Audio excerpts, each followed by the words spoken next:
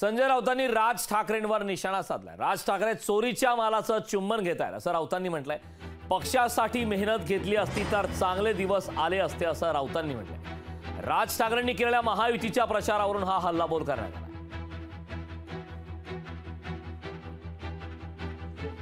पक्षासाठी मेहनत घेतली असती तर चांगले दिवस आले असते असं म्हणत राऊतांनी टीका केली।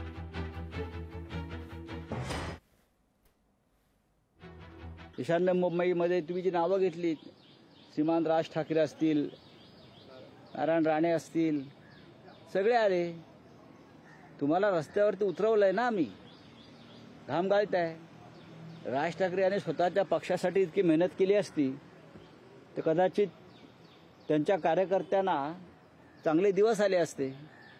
पण शेवटी मी म्हटलं ना की अनेक भारतीय जनता पक्षाने अनेकांना भाड्याने घेतलेलं आहे, हायर केलेलं आहे आणि त्याच्यामुळे त्यांना रस्त्यावर उतरावं लागतं। असं मोठ्या कालावधीनंतर राज ठाकरे हे धनुष्यबाणाला मतदान करतात। तो डुप्लिकेट धनुष्यबाण आहे, तो शिवसेनेचा नाही, तो बाळासाहेब ठाकरेंचा नाही, चोरलेला आहे।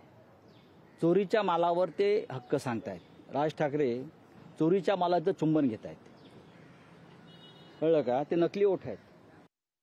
ज्यांनी महाराष्ट्राची वाट लावण्याचा निर्णय घेतलेला आहे, ज्यांनी महाराष्ट्र लुटला, त्या पक्षाचे हे नेते आहेत। याची इतिहासात नोंद राहील, लक्षात घ्या। महाराष्ट्राच्या इतिहासात, संघर्षाच्या इतिहासात राज ठाकरेंचं नाव राहणार नाही, असणार नाही। यावरती योगेश चिले यांची नेमकी काय प्रतिक्रिया आलेली आहे ते देखील पाहूया।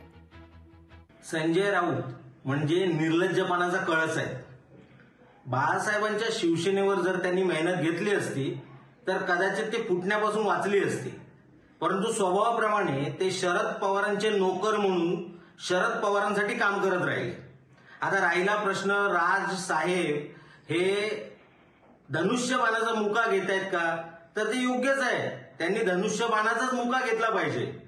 पण तुम्ही तुमच्या कृष्ण कृत्यामुळे सगळे जे जुने शिवसैनिक आहेत ते खाजगीत सांगतात ना, संजय राऊतांमुळे आज आमचं मशालीने तोंड पोळायला लागलेलं आहे। लोकशाही मराठी ऐका, पहा, जागरूक रहा।